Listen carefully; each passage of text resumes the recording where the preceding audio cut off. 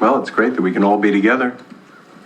And this Thanksgiving, no yelling, no hysteria, especially with your grandpa not here, although we miss him. So let's do it right. And Wendy, why don't you say grace? You still love to say grace, remember?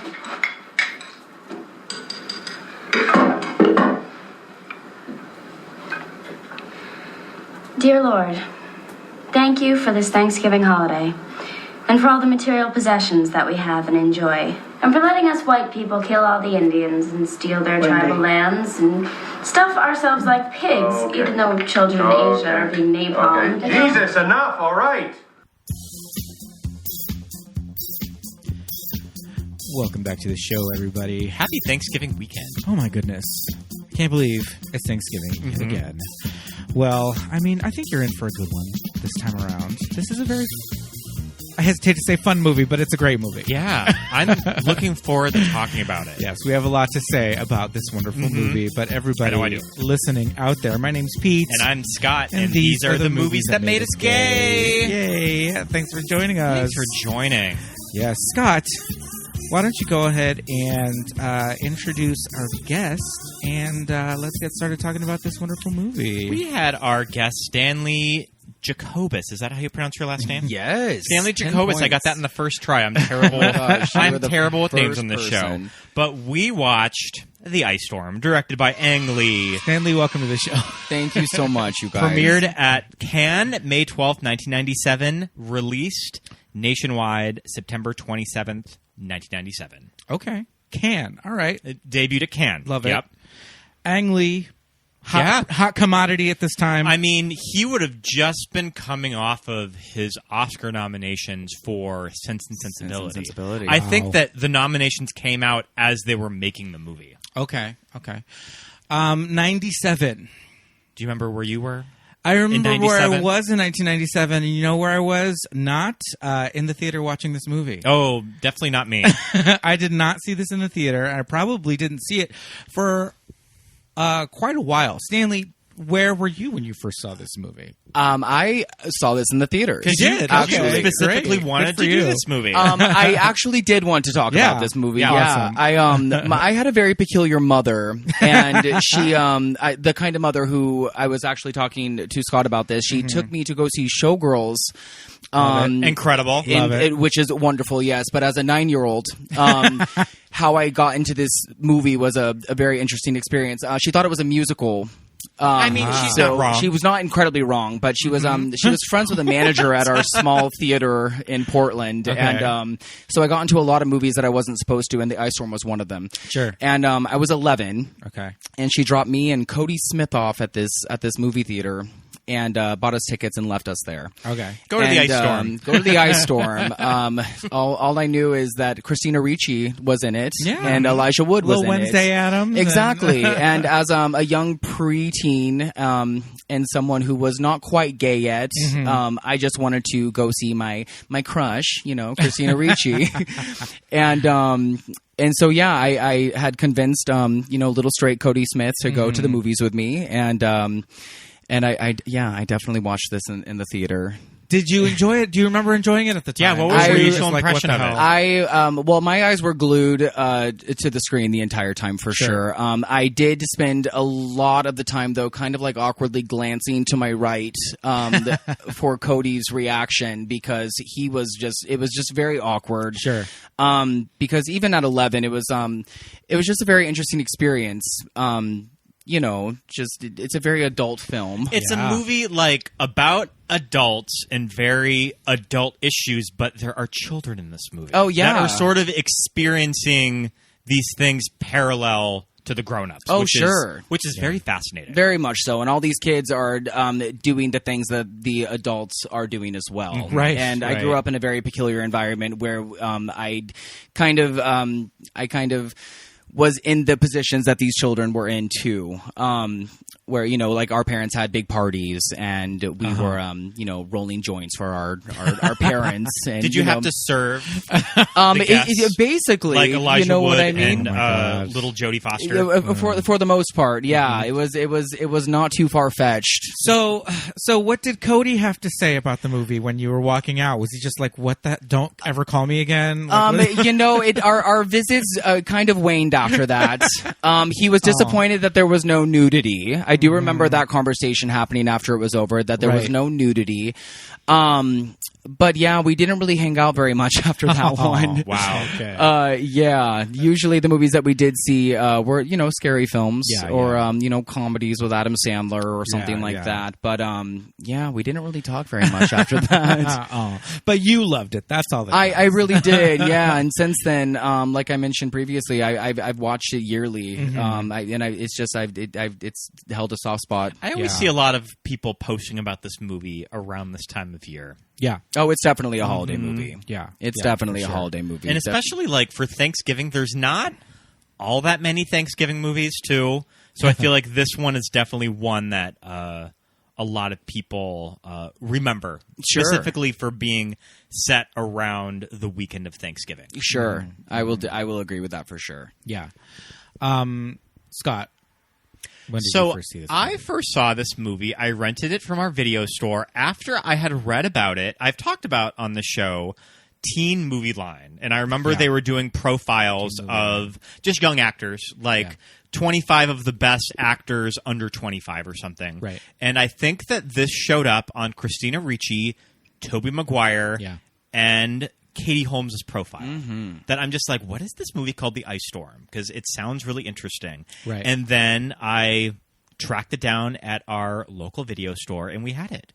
And this is a really interesting movie for a high schooler to watch if they think that if they know that they're into film, that they want to watch something arty, and this movie I feel like is a good introduction for young people for art house cinema. If that kind of makes any sense. It does. Yeah.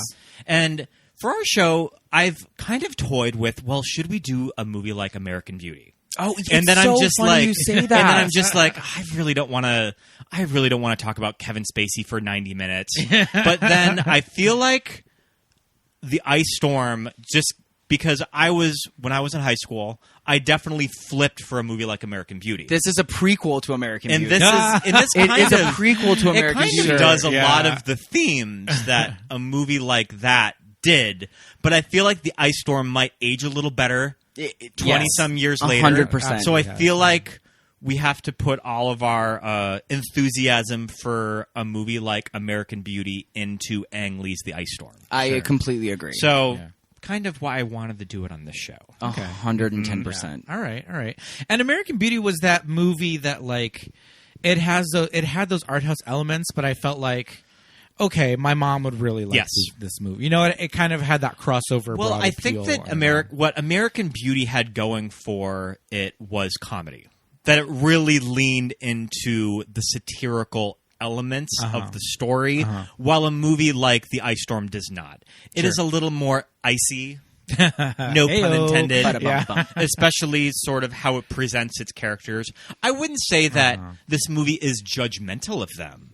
But it definitely, you leave this movie very moved. Sure. Yeah. And that it is just an icy experience. And especially that there's all of these images of ice in the movie. Like them cracking, the ice trays, cracking the ice trays. How the sound of the ice when it's freezing outside. Like tinkling. Like the tingling of it. So yeah.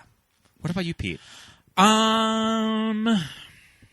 I'm not sure when I first saw this movie. Did I introduce you to this movie? No, I had seen it. You had seen it? Okay. I had seen it. I feel like I love introducing people to this movie. I probably rented it around the time of Brokeback. Okay, so you're just kind sort of bone up on his. You're kind of going back to Ang Lee's filmography, and that makes sense. Knowing that I should have seen it. You know, I like everybody in it. Love Kevin Kline. Love Sigourney. You know, that was back when I still kind of thought Tobey Maguire was kind of cute. Now kind of think he's kind of dopey looking, but Yeah. that's another story. He's kind of aging into a middle-aged lesbian at this point in Yes. his life. Yes. But yeah, and even like Elijah Wood was still young, like pretty young at this point. But this was one of those movies where it's like, wow, look at Elijah Wood, that like kid. He's like grown up and he's like pretty cute. His eyes. Oh my goodness, His get eyes out of here! are so perfect in this film. So I feel like it was around that time that I was like, I'm gonna catch up on his filmography that I should have seen, and I know I should have seen it, and I just missed it, and I rented it and saw it, and enjoyed it, and was just like, okay. And this is one of those movies that when we talk about period movies, our friend Marlene, who was on the show, she did Truth or Dare with us, Madonna's Truth or Dare. Marlene, a lot of times when we talk about period movies, will say if a period movie transported her, if you feel transported to the era, because of the costumes and the hair and the Art direction. Yep. Thank you. And this is one of those movies that I feel like it does transport you. It's not that thing where you're like, oh, this is so the 70s by way of the 90s. It did. I think that they got a lot right. Oh, for sure. In the art direction, especially the costumes. I would wear Christina Ricci's Red Riding Hood poncho. That poncho like, is on divine. the reg. I would wear that. Like, I like Elijah Wood's knit sweater. I mean, he wears quite a few of them. He's got like some sweater vests going on. Christina Ricci's sweater too, that she wears with that purple. That when she takes the poncho off finally, that she's wearing. Oh, it's wonderful. The costumes are great. The set design is crazy. I mean, I say this all the time. I'm from LA. I'm a West Coast person. I do not have a lot of experience on the East Coast. Have you ever been to Connecticut? I've never been to Connecticut. It's beautiful. I'm sure it is, but these houses, these two houses, what in the hell? They just live in the woods in these monolithic, They exist. They look houses. exactly like this too. It's Even crazy. today, they look exactly like this. Just these wall length, wall length windows in the middle of the woods. Modern boom of like the early '60s or something. They're gorgeous. Yeah.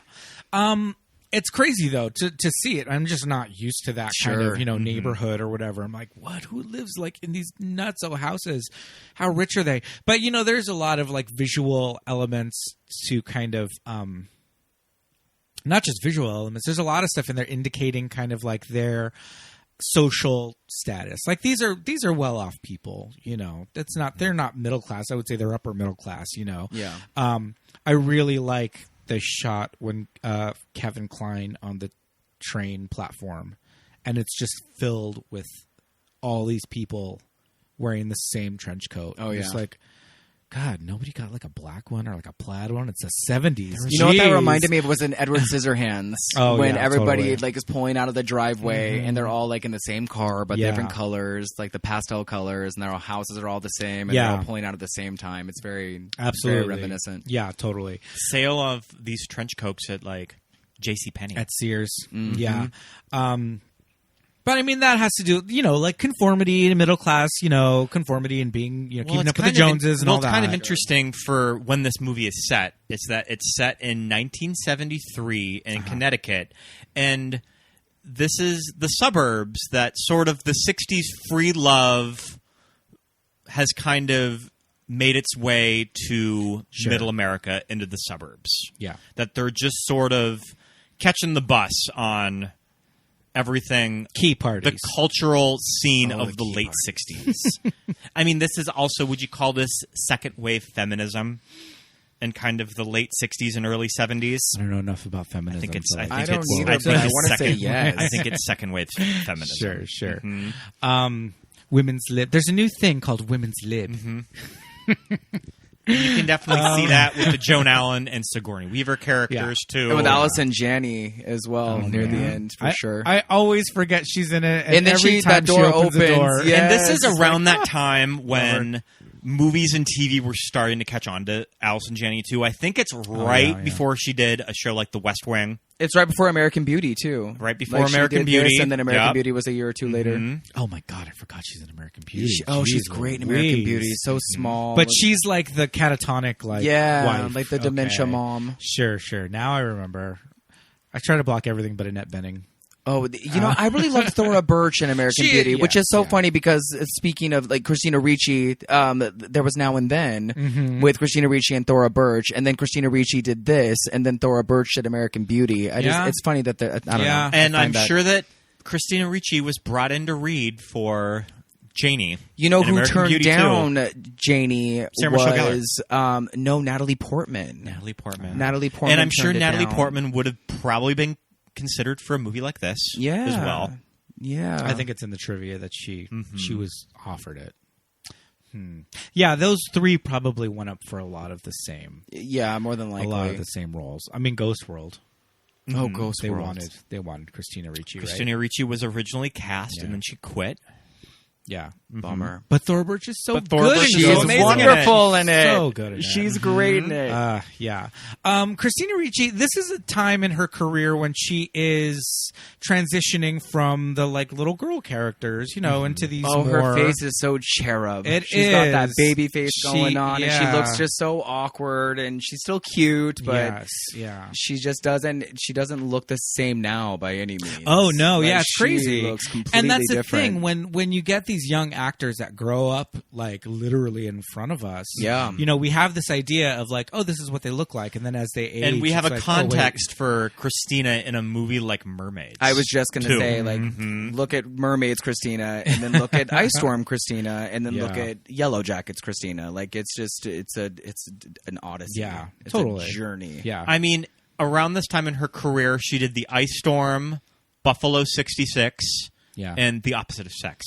Yeah. Oh, The Opposite kind of of Sex is like so fucking good. What a great transitional period. Yeah, of her I mean, career I at feel this like time. if you're gonna like prove yourself as a dramatic actor, those are the kind of roles that you like would seek out. And so I think she did a really good job in kind of transitioning from that, That's what you want. Yeah, that's totally. what you want as a young actor, especially. And she never really did too many like kiddie kind of schmaltzy things. I mean, no, she was lucky. She started off with like pretty decent parts that a lot of like young kid actors don't really get the opportunity to have. Yeah, totally. Like to start off with Mermaids and then and also something pretty character driven like Casper and Now and Then. Oh, Casper. We were just revisiting Casper. I watched it about a week and a half ago. It's funny you say that. It holds up and it also doesn't. Yeah. I don't know. I think it holds up. I have qualms. The effects are outstanding for 1995. Kathy Moriarty. She's amazing. Yes, the effects are actually really great. Now and Then, I am just... I'm sorry. We have a love and okay, hate here's the relationship with Now and thing. Then in this I will household. stand by Now and Then until the end of time. I would like to do an episode of Now and Then on our show because bring me that back movie for it We're gonna get into is it. insane. I love Now and Then. I really do. I think Now and Then is just it has a soft spot for us gay boys that grew up and in maybe the 90s that's what too. it is. I feel like used to if I rent it on watched it- pay-per-view like repeatedly. I think On I racked up a pay-per-view bill even. Oh on my pay-per-view. God. My mom was like, "What the fuck is I Now love and it. Then?" And I was like, "You don't even know." Like, oh, Now and Then, man. I had the soundtrack on tape, on cassette tape. Good soundtrack. What a Yeah, soundtrack. And yeah. Janine Garofalo as the tarot card reader. And I love Janine. I always tell Pete whenever we revisit Now and Then that if I ever just ran into Janine Garofalo, I would ask her to recite every line that she has from Now and Then because she only has like all 12 5 of lines. them. Yeah. Oh, and all that heavy eye makeup that she gets. I think Christina Ricci, she doesn't ever really get the opportunity to cry in a movie. Sure. And she has that really, really beautiful crying moment in Now and Then when she's talking about her dead mom and she's in the library in the attic rather. And she has that, and she finds like the reason that her mom died or whatever. And she has that moment where she breaks down. And I just think that she's such a good crier. And then she doesn't even get the chance in the Ice Storm to really break down and cry, but she doesn't really need to, I suppose. No, yeah. Her character in the Ice Storm is very interesting. She's not a bad girl. In the book, she is. The character in the book, I read the that's right, book. 'cause you've I read read the the book. book. Yeah, I purposely read the book so I would have a little bit more to talk about. Yeah. But in the book, she's kind of a slut, and she like has like a little bit more of like a bad girl thing going on. She's also blonde, and it's just funny, like just having read the book and then watching the movie. I waited to watch the movie until I was finished with the book, and there's a few differences. But yeah, she definitely has. She's a lot more quirky in the movie as far as like her character goes. Okay. She's very woke when it comes to political Absolutely. events in America. She definitely has thoughts on someone like Richard Nixon. Oh, and the what Nixon was going thing on is with hilarious. Watergate. Yeah. Oh yeah, she's really obsessed with that mask bit. Oh God, That mask bit is can't like with the mask. laugh my ass I can't off. with the mask. So okay, we should set up that there is kind of two main families Sure. in the movie. The Hood family, that is Kevin Kline and Joan Allen are the parents. Ben and Elena, and the kids are Christina Ricci and Tobey Maguire. And Tobey Maguire is away at boarding school. I think it's because boarding he's 16. He's 16. He specifically says I'm 16. Yeah. So I think he's away at like a kind of a New York prep school kind of a thing. Why Christina Ricci is not a They Well, can't she's afford probably. school. I mean, she's probably.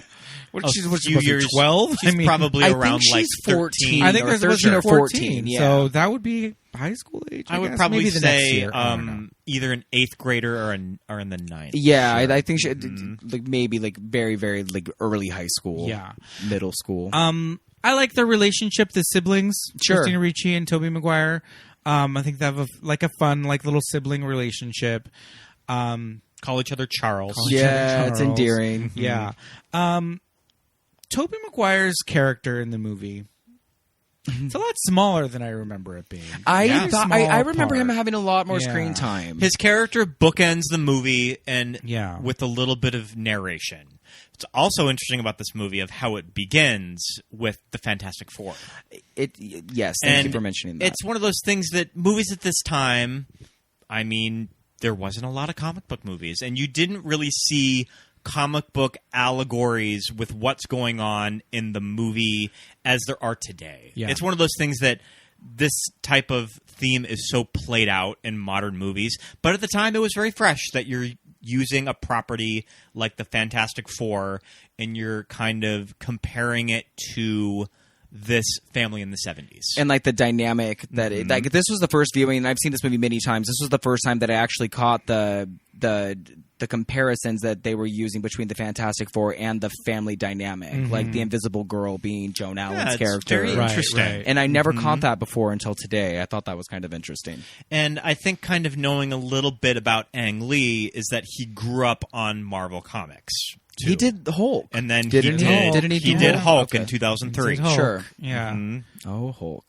The very arty, out-of-the-box Marvel movie that no one likes to really talk about. Right. Even though it has its defenders. I definitely have seen people I love on Jennifer film Connelly. Twitter I mean, we love kind Jennifer of Connelly. Oh, yeah. standing by how interesting and different a movie like The Hulk was for that time.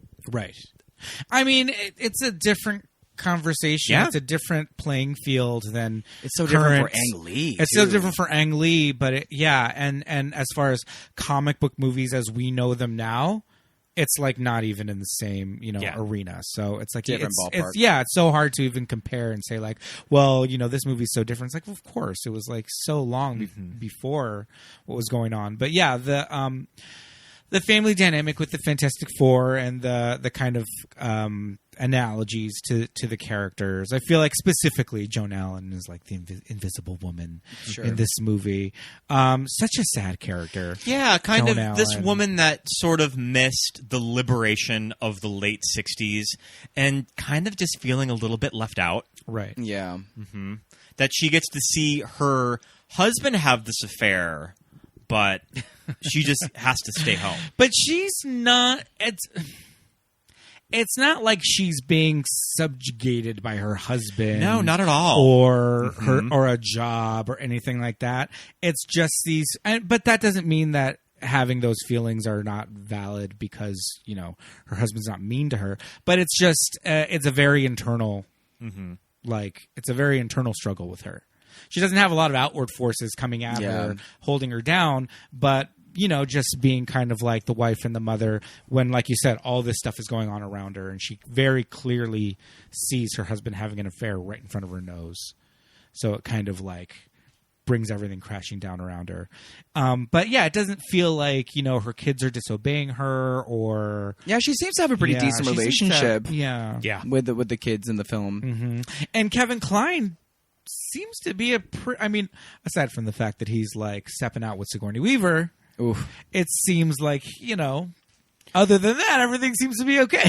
The sex talk scene is kind of amazing and very awkward. With him and Tobey Maguire? With him and Tobey Maguire picking him up from the train station, and he's talking about jerking off. Oh, sure. I don't think any of us want to have that conversation with their dad. And Kevin plays it really well. Oh, he's so good. Yeah. Kevin Kline. That's the thing. It's Kevin Kline, so any kind of little injection of humor that he can kind of provide, he's going to do it, you know? And I think he's just kind of taking elements of this character, and I think just line delivery and certain things, I'm just like, okay, it's just very specifically Kevin Kline, you know? He brings a lot of good humor. Yeah. I like a lot his, of really good humor to I like it. his character reaction to discovering Elijah and Christina in the basement. That he's more just kind of like, are you seriously fooling around with him? He's such a weirdo. Like, he's not upset at his daughter when they're walking away. It's more like, you should just stay away from that weirdo. Right. I'm cool with it otherwise. Oh, I love when he picks her up. Yeah. When he picks her up, like scoops her up into his arms, and he's walking away with her, and just the look on her face. Yeah, like with her wet feet and her bell bottoms, and oh, it's adorable. It is. It's really endearing. So we'll also set up the other family, the second family, that is led by Sigourney Weaver and Jamie Sheridan. Sigourney Weaver owns. What this do I remember movie. Jamie Sheridan so good. from? You may remember Jamie Sheridan from Wild America with Devon Sawa. He was the dad in Wild America. Okay. All right. Yeah, his most known for is Sully, too recent. Spotlight, also recent. And Law and Order, and this. I think I kind of remember him in Spotlight. Yeah. I don't know why Wild America is the only thing I know him from. Like, there has to be more than that. He's got a very extensive IMDb, but there's a lot of television in there. Cradle Will Rock. Yeah, well, at any rate. Is this our first Sigourney Weaver movie we've done on the podcast? No. I can't imagine that I think it might be. Wow. Well, good. That's crazy. That's fine. Definitely an actress. This is a great first time then, because this is one of her best performances. She's so fierce in this movie. I don't know if that's a wig that she's wearing, you guys. It's but a lot of hair. Her hair is amazing in this film. It's very long. Her hair is so good, very voluminous, and it just makes her earrings bounce perfectly. It has to be a wig because it's so long, and I don't think she would have had that long of hair. It's different. The bangs too. There's the scene when the Adam Hand Byrne is blowing things up on the balcony, and then she like whips out the door, and then she comes out. Her hair is just flying all over the place, and I love it. So Sigourney Weaver and Jamie Sheridan, their characters, they are the Carvers. The Carvers. She's Janie, and he is Jim, and they have two sons. Elijah Wood is Mikey. And Sandy. Is the younger brother. And it's Little Man Tate. Little Man Tate. Baby Robin Williams. From Jumanji. Oh, Jumanji. Yes. And they are, I mean, I would say both of these families are pretty damn waspy. But but I feel like Janie, the Sigourney Weaver character, is just the epitome of this, like, very kind of cold and distant, like, you know, mother and wife. Introduction in the kitchen with Joan Allen is one of my favorite scenes in the movie when they're washing dishes. She tells her not to wash the dishes. Don't touch it. Oh, please don't. Don't be bothered. I insist. Don't touch them. Oh. It's really quite all right. Of course. Leave it. And just the look that she gives Joan in that scene is so cool. Yeah. I mean, it's awful. I would be scared out of my mind. But then it's all... Okay, so they're having a dinner party. the Carvers. They have over the our hero family, the Hoods, and another couple. So there's 3 couples at dinner having this dinner party, and they're being served by the Carvers' children. The boys, their 2 sons are serving them, pouring them wine. Dishcloths over their arms like waiters, and these boys are like 12 and 14. Drinking in the like, kitchen, yeah, during their shift break, the dregs of all the wine that's been left over, and they're having a conversation about Deep Throat, yeah, too, and as if the kids are not even there, or that they're not even children. They're just fully not even. Just sort of. This is the lens of the context of when these characters are living. Is that Deep Throat is just a very. Everybody knows about it. Deep Throat the movie or Deep Throat the informant? I mean both. But specifically they're talking about Deep Throat, the porn movie. Right. Because they talk. I think they bring up the key party as well, don't they? They do. They talk about other friends of theirs having, attended key parties, and they're talking about how very California. Fun fact: Thora Birch's parents were both in Deep Throat. Yes, indeed, they came from the pornography industry, adult film industry. Oh yes, yeah, and didn't her father kind of like sidetrack her career? Well, I think her father's kind of a weirdo, and he was kind of responsible for her management. Yeah, not a great agent. In sort of the mid-2000s, and it might be a lot of the reason why Thora Birch did not work a lot. But she's going to be in the Wednesday Netflix series. They just revealed that she's cast. She's really sweet. I love that. I met her recently. She's actually a really, really sweet, sweet lady. Oh, awesome. Yeah, we love her.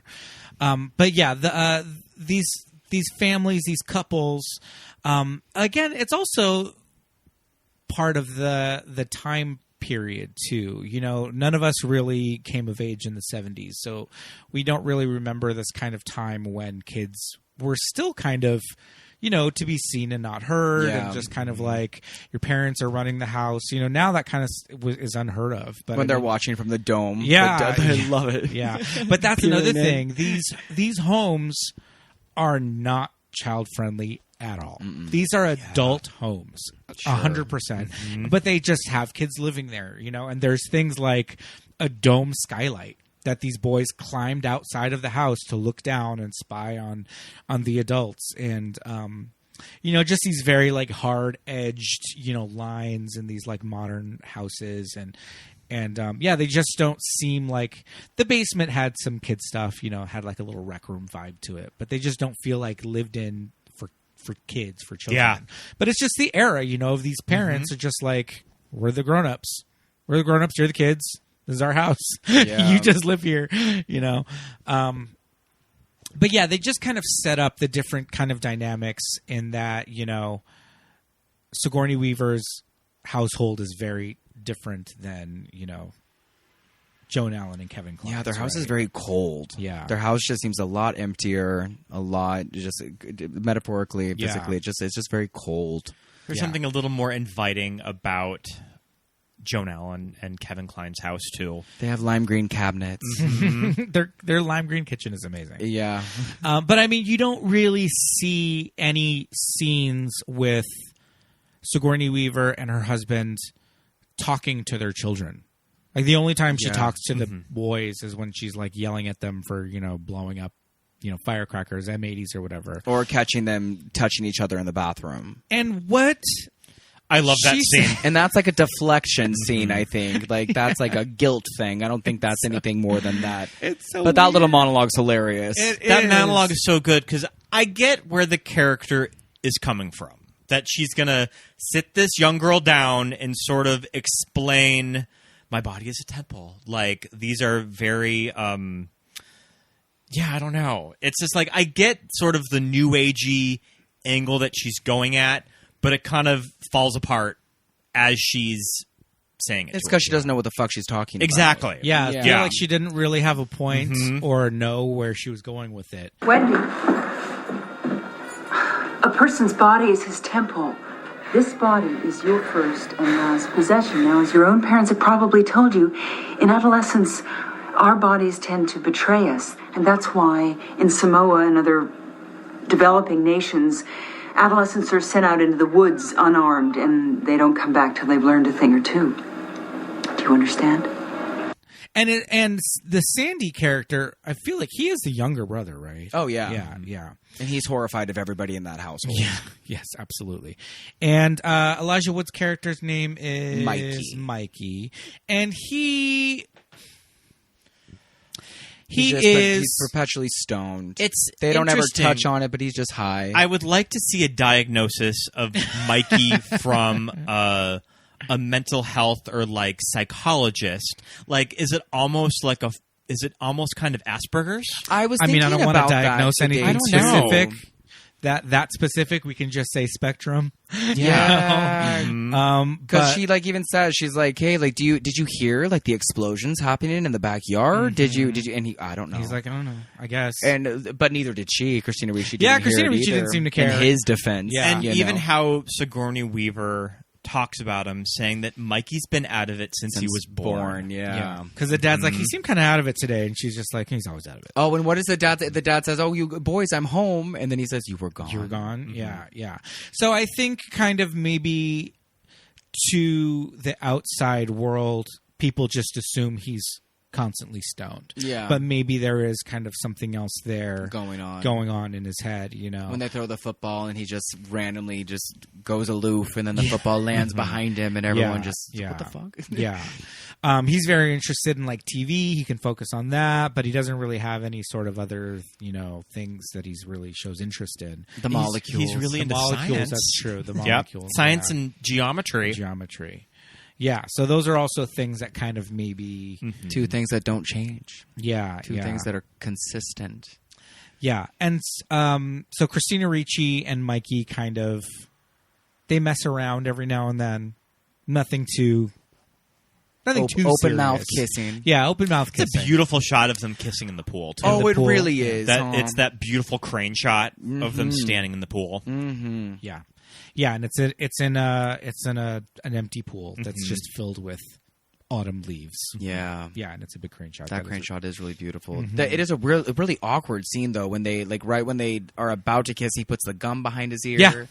And then they like just go for it, like open mouth, like you don't see any tongue. They just like open their mouths and just put their mouths together. Just what teenagers, pre-teenagers. Yeah, That's what how are we would doing kiss. Exactly? But it's just again just watching children put themselves in situations that they see their parents maybe or maybe not doing and just mimicking. Yeah, like, it's very, very interesting to see. Yeah, so it gets set up that the Jamie Sheridan character, Sigourney Weaver's husband, goes away on business a lot, so he's out a lot of the time, and Kevin Kline and Sigourney Weaver are having an affair. A sexually explicit affair. Sexually explicit affair, and that is all. She doesn't want any talk. She doesn't want she doesn't want to hear about your golf game. No pillow talk, none of that. She already has a husband. Yeah. And that's exactly what she tells him. I have a husband, you're boring me. That's not why we're doing this. Not to have a relationship. But that's not the kind of person that Kevin Kline is. He's just like, hey, I'm going to talk to you. Like, we just boned, so I'm going to tell you about my day. And when she brings it up, he's like, okay, all right, you're right. I can see that. And he just kind of gets ready and leaves. So these two families are kind of like... And they are neighbors, right? Yeah. They just live like a distance away. Yeah, I like think so. It's not a hop and a skip. It's a mile. Between backyards. They can walk to each other's homes, Yeah. but it doesn't. You can't really see the homes next to each other in any of the shots. So I mean, the two families are kind of like entangled with each other, with the kids and the parents having these affairs, and we don't really know how long Joan Allen is kind of aware of it. But at the dinner party, when Mikey spills some wine on Kevin Kline, Sigourney Weaver's like a little too familiar. Oh yeah, she blots that dick. Yeah, she's right there in his lap, pouring club soda on him, trying to clean it up, and Joan Allen's just looking at him like, okay. And Sigourney Weaver's just so nonchalant about it too. She does not give two shits. So nonchalant. She's just like, Sigourney Weaver just acts with her eyes you- in this movie. Have you seen the movie Little Children? Oh, it's one of my favorites. It reminds me of that scene from Little Children with Jennifer Connelly. Oh, sure. Where it finally clicks that Patrick and when Wilson she goes under the table and Kate to like, Winslet are having an affair. oh yeah, oh yeah. This would be a good I've triple never really feature. thought of the connections between those two scenes. That's until a just really now. good point.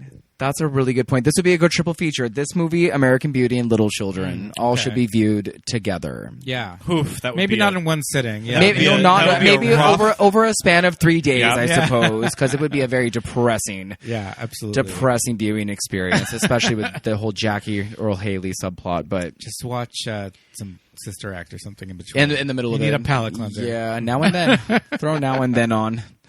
Still too heavy. Yeah, I know. Still too heavy. Oh man. So these families are, I mean, there's a lot of drama going on between the two of them, and we kind of see Joan Allen kind of going on her little journey of like, Yeah, I think that Discovery. she just wants to. she talks about being a girl and freedom, the freedom that she sees. She wants to catch up on what she missed out on. She's The realizing freedom what she missed out of on. stealing a tube of lipstick. Or 3. Yeah. Or 5. Yeah. Yeah. She is in town and she sees Christina Ricci ride by on her bike. Her conversation with the priest the or minister the reverend. Yeah, or the yeah. reverend is very interesting too. I feel bad for them. I feel like there's a lot going on with that character. I mean, there is. I think there is. With the Reverend character. Yeah, with the Because you reverend. almost think, are these two going to hook up and have an affair? Well, he does end up at the key party, though, doesn't he? And he pulls his keys out of So the he bowl. wants to be a part of that. Yeah. So when he sees her, he's like, "Hey, Janie, like I didn't, what's up?" And she's like, "Oh, I didn't expect to see you here."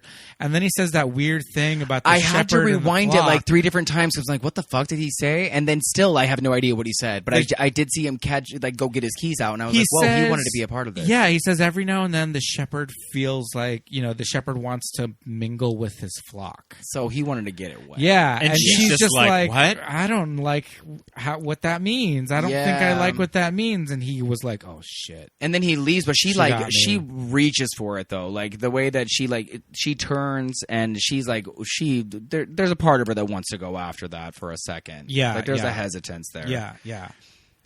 Oh man, when it does get to the key party, and you're just like, okay, these people are serious. Oh yeah, They're gonna do this. Allison Janney is so excited. Yeah, she very is pumped. excited. Dot. And then I start Dot. Then I start kind of like scanning the crowd, going like, all right, Who would I wanna go home with? Who would I want to? Whose keys would I want to earmark? The men aren't so bad. I guess A woman has The ones brought that her stay- son. A woman. Brings That's a her fascinating son. relationship. Oh, that relationship is touched upon in the book in such a funny way. In such a She funny just way. has this crooner son that she's taken to this party to show off. Yeah, in the book he's like 17. In the book he's like a teenager. Okay. And it's very Okay. interesting how that plays out. And I mean, he's wearing jeans. I think he's intended to be like pretty young. yeah. Yeah. Kind of just But they don't college-age say, kid. But yeah, they don't explicitly state that he's like underage in the Yeah, movie. They just say yeah. it's her kid. Oh, it's bizarre. that whole part is just it's so uncomfortable. Yeah. I mean, aren't straight people cute when they try to do stuff like this? The rich straight people, I people mean, are I feel like the gays, like, there's just no need for a setup like this. Oh, no, we don't They're have to just have They're keys. just going to be yanking guys. we in, don't like, have to have keys and a closets. bowl. No. We're just like, all right. We don't even shake hands. but wouldn't it be fun? Oh, that's funny. That could be a new thing for Palm Springs Pride. Yeah, We'll bring key parties the back. heat storm. Yeah, exactly. Not the ice storm. Yeah. Oh man. Yeah, well, I mean, the 70s were a wild time. A wild time. Very of when much you so. just look at the progression of that decade that we're not quite to like stuff that's modern like we think of today. Yeah. It was a very transitional time. You're coming out of the 60s. Yeah. You're I mean, everything was still very analog. I mean, Yeah, like VHS tapes weren't even around yet. It was really funny when there's several scenes of Christina Ricci watching TV in this movie. And, there's a lot of shots of the TV sets and all that. And in one of the scenes, she goes right up to the front of the TV and turns it on. And I was like, fuck, man, she's so close to the TV. But then I was like, Oh, you had to be.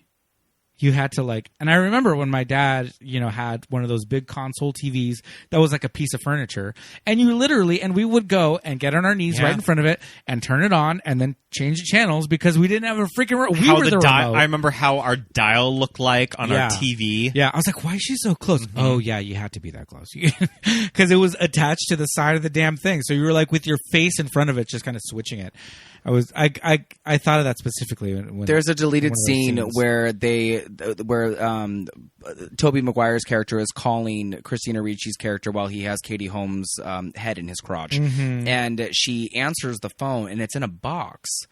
And she opens the box, and the phone is inside the box. Oh, okay. And speaking of like weird furniture, things, console, yeah. And I was like, well, that's kind of funny. I've never seen a telephone like that, but televisions. I definitely remember televisions being very big, big pieces of like fixtures in the living room. But the screen wasn't that big. It was just the console itself. No, the television screen was 20 inches. Exactly. I do want to talk about Tobey Maguire and his infatuation with Libbets. What kind of name is Libbets? Cody? Mm-hmm. Casey. Libbets Played Casey. by Libbets Casey. Katie Holmes, and I think her first movie. So, after being rejected from Scream, and this is what they gave her. Who did she read for in Scream? Sidney Prescott. Oh, she would have been too young. Oh, she would have been very young. She would have been way too young for the rest of that cast. She did read for it, though, yeah. Okay. I have very specific memories of high school and college and my guy friends losing their shit over Katie Holmes and thinking she was hot shit. Oh, she's so cute. And to me, I was always like, her? I thought she looked exactly like Britney Spears. She just looks like some chick. Like, didn't I sit behind her in homeroom? She just looks like some girl. Like, to me, at the time. She's a beautiful woman. I love Katie Holmes, whatever. She's got that girl next door thing going on. She just looks like the girl I sat behind. That's what everyone loved her in Dawson's Creek for, was because she was the girl behind you in homeroom. I guess. I want something more. Have you ever seen The Gift? I need glamour. Of course. Oh, God, where she takes her shirt off. You see those boobies in The Gift. Oh, yeah, that was the big thing of The Gift. My friends loved The Gift because he saw those even if Katie she's Holmes getting her cans. ass kicked, like, in the process. Yeah. Like, everyone really loved that split second of Katie Holmes' And I boobies. just, to me at the time, and I watched The Creek. Oh, sure. Don't get me wrong. I watched The Creek. Who but didn't? I was a fan of... Michelle Williams. Oh, see, I couldn't stand her until she was in movies. Like, until she was actually in, I think H2O is when I really started liking Michelle Williams, was when she finally was in, like, a film. Sure. And then, but I've always liked Katie Holmes is big. I remember when she was in Disturbing Behavior. Loved it. Yeah. And there was a big deal made of that movie because it was her first big movie that came out right after she got Dawson's Creek. Yeah. Razor. She said razor a lot in that. That was her big like little quip. Razor. That was her word for cool in that movie. No. Oh, I loved the poster for that movie. Mm-hmm. I saw that movie in the theater. I did too. I just remember though that there was a big like, what do we do with her kind of a feeling, and there were not false starts, but I feel like she did some movies and then. It was sort of the track of late 90s actors who were young that were going to put them around in the WB. The cool... It was all the WB kids, or for we're going to put them in the cool Dimension horror movie. For sure. Or Dimension rip-off horror movie. Teaching Mrs. Tingle. I just watched that yesterday, you guys. I had never seen it all the way through until yesterday. We have it on VHS? Oh, it's crazy. It is an intense little film. Insane. I did not expect for like what I got. I was like, well, especially in like a weird post-Columbine world of it when was you're supposed to watching be that killing movie. Mrs. Tingle. I didn't know that. I did a little bit of research on it afterward. Holy shit, what a movie. Yeah, and it's one of those things that now I think that the careers of young actors, of young actresses like Florence Pugh, it's a little more nuanced, that I think that kind of Hollywood knows where to put actresses like that and to kind of make a really good start to their career. Somebody like Florence Pugh, that those weren't really options for actresses like Katie Holmes. Well, the landscape of what's available is very different, too. Like you said, it was all about the teen horror movie, the Dimension kind of ripoff at the time. Yeah, and especially kind of starting out with a movie like this, that you get your cool art house movie Yeah. right out of the gate. Yeah, I think that was a very conscious choice on her part. But this role is a little, like I said, not throwaway, but a little smaller than I remember. I think something like I think it's memorable, Pieces of though. April is more successful for her. Oh, I It liked is- Pieces It is of memorable. April. We watched Pieces of April. Oh, every it's so Thanksgiving. good. That's a Thanksgiving movie. Yeah. Absolutely. So Libbets is, that strikes me as just a super East Coasty kind of like And waspy, like little kind of a, nickname kind of a thing. Sure. Right? Like a almost like a Buffy or something like Yeah. that, right? Yeah. And I definitely knew this type of girl in my early years of college, taking something like Intro to Psych or like a lit theory class that's sort of spouting out existentialism just to kind of make her sound a little cooler to Yeah. all of the rest of the students in the room. So I definitely knew that girl. And even that professor Yeah. was like, I don't give a fuck. Like, Yeah, he was whatever. like, "Sure, thank you for interrupting me." I do love though that like the boy that Tobey Maguire is competing with. Francis Davenport the Fourth. I mean, Yeah. what a ladies' man. Oh, David God. Krumholtz. David Krumholtz. He's so funny in this. He's so funny. He is funny in this, but I don't know. I just feel like if you got the two of those lined up, you're going to go with Toby. pick? For sure. For sure. I mean, there's like a weird, like, suave, like, charm to David Krumholtz Yeah. in this film, though. Yeah, he's playing it very much more confident. I don't know if it's his Yeah. cute Jewish nose or, but I think he's adorable in this movie. Yeah. And I do think that the Toby character is supposed to be a little bit more nerdy. Yeah. You know, he's reading the comic books and he's like, his shoes are taped up. With and his duct I tape caught the shoes. duct tape Yep. shoe today for the first time too. When he's Yeah. on the train near the end, I saw the duct tape around, and I was like, "Has that been there the whole time?" Yeah, and they're like, they're like Sperry kind of like, just kind of. I think he's supposed to be a little bit more square. Yeah. But to me at this time, like, I don't know. Scott, you've always kind of had opinions about Tobey Maguire. Yeah, I just think that he's As just a- kind of a dork. Yeah. I've always thought that he was miscast in Spider-Man. Oh, good. Even when the movie came out. completely. He's miscasting a lot. And this would have been around the time that he was running with Leonardo DiCaprio. He's still running Right? with Leonardo DiCaprio. They're like They ride or just dies don't take from they were, pictures like, together kids. anymore. Yeah. Leo knows better now. Yeah. Yeah, but I mean, this would have been like... I mean, this was the height of the Pussy This Posse, would have been is the what you're height saying. of the Pussy Posse. Yeah. Yeah. Pussy, but I Yeah. don't think I've ever heard of that. Have you never heard that? Never heard of No. Pussy- oh Is there my anybody else That involved? was the Yes, name Lucas Haas. of the young younger actors. Haas. The Yes. younger brother in The lady Teen in Witch. white, Lucas Haas? Lady in white, Lucas Haas. Yeah. Wait, are we going to talk about Teen Witch?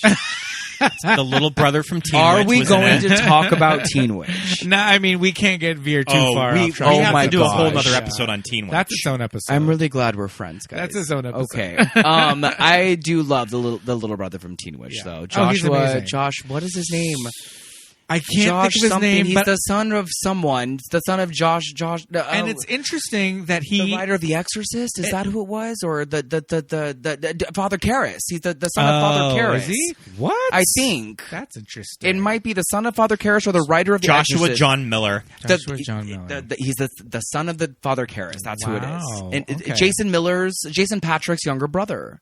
What? The Lost Boys. Jason Patrick. Get It right is his out of younger town. brother. I'm Oh, I pretty never knew positive. that. Okay, sure. I think they're like half brothers. I can or see some it now. shit. Interesting. Yeah. Okay. Weird. Well, they're all in the Pussy Posse. But he's gay. I was gonna say, and he since has come out. Oh, how fun is this? You But I learn mean, something if you're new every day. if you're a teenager in the '90s and you're running with Toby and Leo and Lucas Haas, I want to be a part of the Pussy I want to be a part of the Posse. Pussy Posse. Oh my god, how fun! I'm in. Oh, I used to love Lucas Haas when I was younger.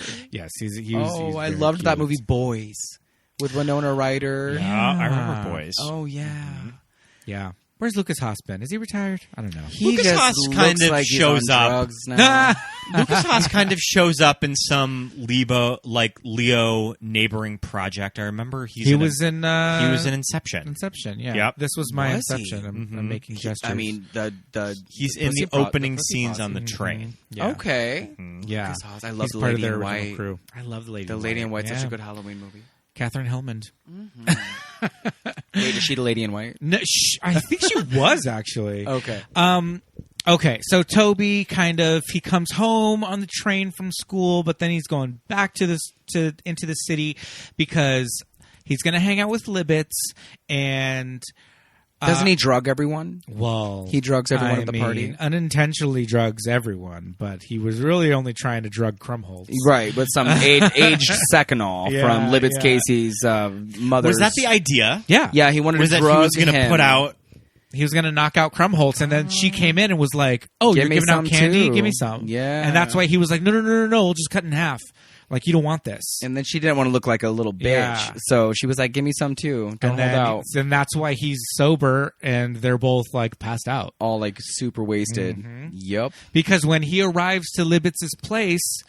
Because her parents are off in Switzerland skiing. They didn't invite her. They didn't invite her. The whole family went, but she didn't get invited. Again. And I think it's a very New York City rich person thing that if you live in Manhattan and you are of a certain kind of status as far as wealth, Sure. you're not there in the winter. Yeah. It's a thing in like, what's the Woody Allen? Everyone Says I Love You. Oh, goodness. There's a whole scene at the beginning where it's like it's going into the fall and like, you know, Natalie Portman and is it like Scarlett Johansson? They're like talking about like, well, where are you going for the winter? Because like nobody's in town. Gabby Hoffman. Gabby Hoffman, yeah. And Natasha Lyonne, I think, is in that and one they're too. and they're all talking about like, well, nobody's going to be in town. It's going to be empty. It's going to be dead. And I'm like, what the hell are they talking about? But it's a They all thing that vacation. everybody just leaves because winter in New York is awful, as is summer. As is every season. It's like I think there's a good 2 months in New York when you can go outside. Maybe 2 weeks. Yeah, you can go outside and not want to kill yourself. Octobers Yeah. are probably nice. October's the are probably falls nice, are beautiful. yeah. I was Yeah. there in March and it was miserable. Yeah, but once you get to like November, it's like, oh my god, Yeah. don't leave the house. So I think that's a thing of like with kind of upper class people that they leave and they are literally going to ski in Switzerland, but for some reason they don't invite Libbets. They just forgot. Yeah. And I do like that it is a thing in this movie that every time he says Libbets Casey, Everyone comments. Everyone on says, what kind of a name Oh, is that? it's funny. Every Yeah. single character, when he says her name, they go, Libbets? yeah, what kind of name is What Libbets? sort of name is Libbets? And Yeah. they say it with such a weird, like, Libbets? That's a very Everyone's mouth curls. That's a very Libbets. Kevin Kline kind of yeah. delivery. Yeah, I like that they acknowledge it because I feel like in another movie they would just be like, "That's her name." What? It's not weird. I mean, her name should be Casey Libbets. I mean, it makes sense. But she is a rich girl in Upper New York. So yeah, And I'm Libbets thinking it's Casey. like an Elizabeth, like Sure. Lilibet, Betsy Yeah. kind of a thing. Or her parents are just weird Yeah. and rich. Yeah. So Also that, yeah. So those scenes when he's there and like Krumholtz is there, I feel it's just kind of like not to get him out of the picture, but you know, Yeah. It's I giving don't think him, I've- like- I don't think I've ever got that until this viewing. oh, that he was intentionally just trying to drug Krumholtz. Yeah. Oh, because he wanted it. He got there thinking that it was just going to be her, and then when he gets there, He's already like, there. kind Krumholtz of, is already like, there. Blindsides him with him Yeah. being there as well. And I think 'Cause he's that the Casanova. I think that he Yeah. sort of swiped women From him before. in the past, Yeah. yeah. Yep. I think the girl at the beginning kind of like mentions it. Oh, like kind of like stay away from Francis Davenport because he's gonna get her. Yeah, Like, don't mention yeah. it. So when Toby's in the bathroom, he starts looking through the medicine cabinet and he sees some like Secanols and some weird And Valiums, some weird and stuff. shit. Yeah, stuff I can't pronounce. Yeah. So when he brings it out, he's like, "Ooh, look what I found!" And Krumholtz is like, "Sweet." But then when he didn't intend for Libbets to see it, but she comes out and she's literally like, "Ooh, cool! What are we taking?" And he's like, "No, nothing." And then she says, "Oh, it's expired." She says, "Oh, do you think Yeah. it's better aged?" "It's better aged." Well, at least Toby is like kind of that good of a guy that he doesn't cross any lines. In the book, he jerks off on her ass. Oh. I hate to kill it. I don't wanna hear that. In the book, he straight up jerks off on her ass. That would have been too much for the no. movie. Oh, and the book is so Yeah. perverse, you guys. In the book, all the characters are just kind of gross. Kind of awful. I people. want to say that even the author of the book has said the movie is kind of better. Yeah, he said too. that he did. I watched on the Blu-ray. He mentions that they took a lot of different liberties that he wouldn't have guessed they would have, but in Okay. the end, it told a much better story. Yeah, just Okay. sort of adaptations that just kind of surpassed his Yeah, expectations. it's a good Yeah. example. It's a really good example of what a movie can do. Right. From 'Cause- source material. exactly. Did Ang Lee adapt the screenplay? I think it was James Schmader. This is James something. Okay. James something. All right. Also, just sort of the choice that Ang Lee directs this movie. That I think it's interesting that this director from Taiwan, right? Is he from He's Taiwan? Taiwanese, yeah. Taiwanese. That you do kind of get an outsider's perspective of this time in American history. Yeah. With all of these characters, that you Right. do have this foreign observer to all of these people that you can definitely get with the direction of this movie. Sure. Which I think is really interesting. Yeah. It's a very American story, too. Like, there's so much of, like, you know, all the Nixon stuff thrown in there and, you know, just very, like, culturally specific to, like, the 70s and the East Coast and all of that. So, yeah, it is very interesting. Yeah. That, Kind a of helps foreign that you director. have kind of an outside perspective to kind of step back and take a look at all of these characters, too. Yeah. So, the night of this, you know, it's the day after Thanksgiving, right? I believe. I think so, it's the day after because they're eating Thanksgiving. leftovers Yes. in the scene of the night of the party. That Yes. night And- for dinner, they're eating leftovers. Joan Allen she finds out that bit of information that he was over at Sigourney Weaver's house. Yeah, he gives and himself that's where away. he discovered the daughter. Yes. And that she immediately knows, why were you over there? Because Yeah. I am not buying this whole You're coffee cup returning a coffee nonsense. mug. The mustache coffee cup on the Damn dashboard. mustache mug. So she immediately knows what he's up to. Yeah. And so they're heading off to this, like, huge party. Christina Ricci is supposed to stay home. Toby is on a train into the city, and all while this is going on, this huge storm is rolling in. You know, This very metaphorical storm. Oh, yes. Of all of these yes. characters. It's a Yes. Bruin. Storm is a Bruin, exactly. The storm of emotions. Yes. These characters are at a crossroads. Tempestuous, if you will. This is some real like. This is some real like film class shit right here. So you're saying it's not subtle with its At all. analogy? It's not subtle and it totally works. Like it's there for a reason. Yeah. Every time an ice tray cracks in this movie, you should take a shot. I love those old ice trays from the 70s. Oh, they're great. Like, I was scared of those as a kid. I was very much. I just thought I would break them. Well, yeah, that my was the grandma thing. had a lot of those, and I was afraid that I would break them if I would use them. Yeah, my grandma had them, and then, you know, in like by the 80s, they were getting the plastic ones, but she would still have those. Yeah. And would still just be like, oh, you know, and I always thought I was going to, like, slice my hand. Sure. Take on your them. finger off with Yeah, it? I thought it Yeah. was just going to, like, snap right into, like, the meat of my palm. So I was always like, ah! But yeah, I love all that 70s shit, though. That stuff's cool. But, you know, this storms are brewing. They head to this party, the parents, and it's like pouring down rain, crazy, you know, rain. They get there, and as soon as the door Allison swings Janney open, greets Allison them. Janney. Oh, it's the best with the bowl. Bowl in hand. Shoves that bowl right in front of Immediately. their faces. Yeah. Oh, Care to join? she's a gem. Yeah. Allison Janney's a treasure. And she tells them, it's totally optional. You don't have to do it. But if you want to, And she can kind of Play along. observe them, kind of not really say anything, but kind of look at each other and go, "Holy shit!" well, they're Like, what if we just walked into? they're literally like, we forgot that thing in the car, and we'll be right back. And they both leave and go back to the car, and are just like, okay, are we going to do this or not? And then Joan Allen's convinced that he already knew about it. Yeah. And that there's a marker on his keys. I was trying to put that together. I'm like, what is she talking about? This is so crazy.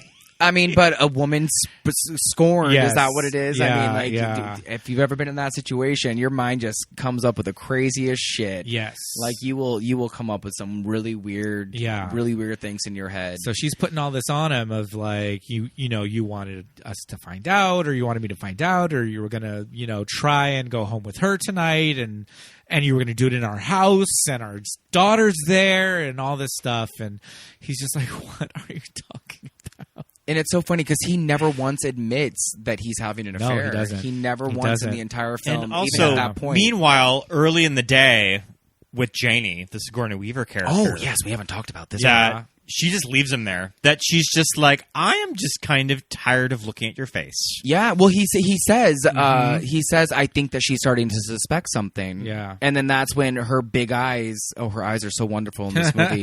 She says, I'll be right back. I need to go check my birth control. Yeah. And then she peels out. Yeah. It's Gets getting in a the little. car. It's getting a little too real for her. Yeah, and that's when she realizes that it's too much for her. Her personal ice storm is approaching. But I feel like this is also something that her son would do. Sure. You know, I feel like Mikey would just do something like that. If you're having a conversation with him, he's just like, dip out. I'm going to go outside and not come back. She just remembers that she has to run some errands before the party tonight. Yeah, that did not this is what pertain she to tells him. him. Yeah, because when he sees her at the party, he kind of confronts her. And he's like, "What the fuck, dude? I'm walking around your house for an hour in my boxers, and you never come back." Yeah, and that's her excuse. Yeah. I had some personal errands I had to attain to. And Yeah. they did not involve you. I'm not your toy, is what she says. Yeah, and you know he takes it personally, but I don't know.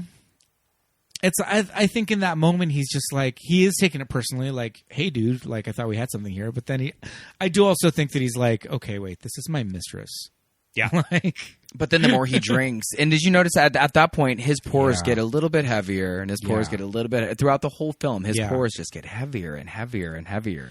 Just drinking vodka. Oh, Is it vodka? I It's think? vodka. Yeah. Whenever Gordon's characters, vodka. especially the kids, take gulps of vodka, I'm always just like, oh. Yeah, when Sandy drinks vodka, I was like, oh, he would have coughed. Oh, sure. He would have coughed because He he just took a says, big "It's old warm. swig. Yeah, It's warm." yeah. I mean, Oh, I have kids. to mix that shit with some like tonic water or something or soda. Yeah. Like Come straight on. vodka. Whew. Oof. Come on. Yikes. We're lightweights. Some of us are better than others. I don't know. We're beer drinkers. And I cheap can't do beer beer. drinkers at that.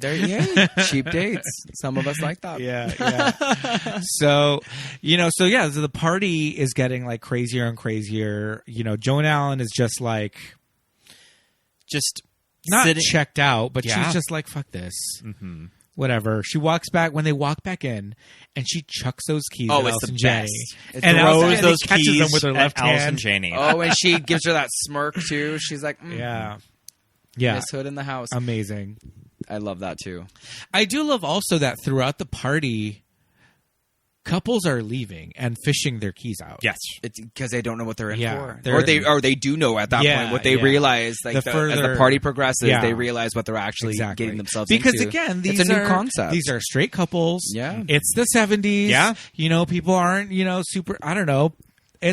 It's a different thing for them to like, this is cheating on your spouse. Like, okay, just to do it at a party, that's kind of a big deal. So I think people are just like getting cold feet. Sure. You know? And by the time it wraps up, there's really there's only like 6 or 7 Yeah. couples actually left. Yeah. Not including the mom and son. I was going to say duo. one of them are mother. It's like these characters have read articles in Time magazine about the sexual revolution. Yeah. But once they're in the situation, they just can't do it. Yeah. And the first couple or the first woman that picks out keys and the husband's like, okay, he gets up. And as he passes his wife, he kind of like touches her on the face. And she's like, just like, Oh, she says like, good luck. Yeah. Or have a good time. Yeah, yeah. And then like the third or fourth couple, they pick each other's keys. The wife picks her own husband's keys. Yes. And then Allison Janney says, well, Like, pick again. another They one. saw it as they're out. Yeah. And then she says, no, we'll just go home We're good, together. we're good, We'll go yeah. home together. It Yeah. was worth it. It's like Russian roulette. Yeah. You know what I mean? It really Yeah, is in totally. comparison for a marriage. Yeah. I mean, it really could be. At the end of the day. I love how Sigourney Weaver picks up those keys. Oh, and she twirls Yep. it around. She twirls it around. Oh, it's so good. She's like a shark. And she gets the kid, She right? gets the kid. She gets the She gets the strapping son. young man. Yeah. She gets the kid. Yeah. And Kevin Kline does not appreciate it. Oh, trips right over that glass coffee table. Oh, the way he hits his knee. Yeah. I saw that today when Like, I was watching it. Like that would have been a good shin splint. That Yeah. it just looked so painful. And Joan Allen's face just doesn't even flinch. Yeah. Yeah. Because that's the big slap in the face. Is Oh, that sure. What the thing that upsets him is Sigourney Weaver going with somebody Oh, else, sure. you know? And then Jamie Sheridan and Joan Allen just don't even flinch because they know. Yeah. They just know what's happening. Yeah. And how embarrassing that had to have been. And Jamie Sheridan's a big hunk of man. Yeah. Mm-hmm. I mean, for her to be like, oh, fuck this guy, I'm just going to go and, you know, Sure. do it with my neighbor and this kid. It's like, all right, Sigourney Weaver, insatiable. But yeah, when it does get down to the two of them that are the last two standing, they're both just like, I don't know. What do you Now, think? was Should we do there this? a person that was left out of all of this then? Because It would have been Ben Hood. It would have been Kevin Kline. Yeah, no, because he ends up in the bathroom puking There's his no one keys for out. Kevin Kline. Maybe because there's two sets of keys left, but only Joan Allen and Jamie Sheridan, and Kevin Kline's in the bathroom. Mm-hmm. Yeah, And so it would have been uneven. maybe we had somebody peace out during it. I don't know. yeah. I don't know either. Yeah, I don't know how it works out, but I mean, yeah, It's a very good question. yeah, but yeah, when the two of them are the last two standing, and they're just very kind of unsure about like, you know, should we do this? Should we not do this? Or whatever, because they're both kind of in this state of like, oh shit, you know. At that point, Yeah, they know what needs to be done. And- They suggest going for a drive, I think is what he does. Let's just go for a drive. yeah, and it does not turn out well. Not well. I don't want to be driving around in this ice storm. Yeah, geez, did everybody just miss it? I get nervous when characters drive in this movie when there's ice, and also just how anxious I feel as soon as Elijah Wood steps outside. Oh, you know sure. that Yeah. something is going to happen. Sure. You know that something is going to happen to this kid. I can barely go outside when it's drizzling Yeah. in Los Angeles, let alone. So imagine my anxiety watching this Yeah. movie when I've seen it a million times and I Yeah. know exactly what's going to happen. Yeah. I still find myself starting to sweat just a little bit. Totally, And totally. it's always like the first time watching it too, because I'm like, oh, like this, it's not going to happen. Oh God, and it always happens exactly the same way. Yeah, I mean, when he's on that, when they just show his feet on the diving board, Yeah. and it like slips a little, you're just like, ah. That's a good little stress inducer. Yeah, in those like Napoleon Dynamite like snowshoes. Oh sure, I love his Boots. parka. His orange parka is just everything. Yeah, with the zipper like up the hood. Yes. And everything. I get a lot of Don't Look Now Sure. Yeah. when he has the parka on. The hoodie, yeah. Oh, it's an yes. orange parka, and that's a red coat Yeah. at the beginning of that movie. Oh, Yeah, it's a little bit Don't more Look Now. orange in this, but yeah, it's Very weirdish. ominous, like something bad's going to happen. Oh, I haven't seen that movie in years. Yeah. So what does he tell Sandy? Just like, I'm gonna go outside and He's gonna go watch the storm. Go watch the I think he storm, says he's yeah. gonna go watch Because the you can storm. sort of see molecules freeze in the air, right? Oh, I It's think something about the talks about it. molecules. Yeah. Yeah. And Like everything the- is clean. yeah, I the think he frozen says everything is water clean. and the air, and yeah, it's just the dry air. And all poor that. Sandy, like Sandy knows, like Sandy, like you can just see it in his eyes that something is not going to go Like, right. all right. Yeah. So, Christina Ricci makes her way over Yeah, to the house, but it's just her and Sandy because Mikey is already frolicking. and Mikey had invited her out, Yeah. right? He had invited her out to go. Does he call her? He calls her. Yeah, and says, but like, she yeah. says maybe, and then he goes out, and then she purposely goes over there, knowing that he's not going to be there Yeah. because she's a self-sabotaging little slut. It's all coming together now that we're breaking it down. She wants to get in that Sandy's pants. It's because she sees what's happening with her parents. It's all coming together. She's seeing what's happening with her parents, and she's hearing all the dialogue in the background, and she's realizing that this can all happen for her too, yeah. and Yeah. she can get away with it Yeah. because she sees it happen with her parents. Because there's shots of her sitting in front of the TV watching the TV, but you can hear them arguing. Yeah, in the you can kitchen. hear the disintegration Yeah. of the marriage in the background. Yeah, and when Toby Maguire is home, for the brief time that he is home, he does ask her, like, how are the parental units functioning? Dad's Like, doing his whole up with people routine. And mom's I love that. pretending. And that's such a very 70s reference. And yeah. I remember when I was a kid, there was an up with people like repertoire that came through my small town. So love I it. kind of got that. I love it. Yeah, so she's very aware of that their parents are kind of going through it. She's the smartest character in the movie, I think. Yeah. I think Christina Ricci is probably the smartest character in the entire film, outside of Janie or Sigourney Weaver's character. She's the most conscious that, I mean, really, America is going through this period of Yeah. unrest. Yeah. Sure. Yeah, it's crazy, though, to think about, because like we went through a lot in the, previous administration. Yeah. And there was always a lot of allusions to like Nixon and Watergate and all that. But like to see like a kid watching it and her just saying like, he should be shot. And you're just oh man. And he says, enough with the presidential assassination been stuff. There. Been there, girl. And you never think that, I don't know, like to be my age and I never thought that I was going to experience it like a presidential state like that. You know, and that here we are. Mm-hmm. Yeah, I mean, just kind of observing the world around you changing. Sure. Yeah. That social norms are changing. There's this little thing called women's lip beat that people are going through. And she has her speech about like there's starving kids in China, you know, and getting Asian children are being napalmed. Her whole thing about, you know, not wanting to participate in Thanksgiving. You know, I'm sure like in the 70s that was probably kind of a newer thing for young kids to be aware of. Something that was not really discussed like even a few years before in the early 70s. Yeah. Mm-hmm. So I guess she is kind of one of the smartest, definitely the most woke person of everybody. But when Elijah Wood's frolicking.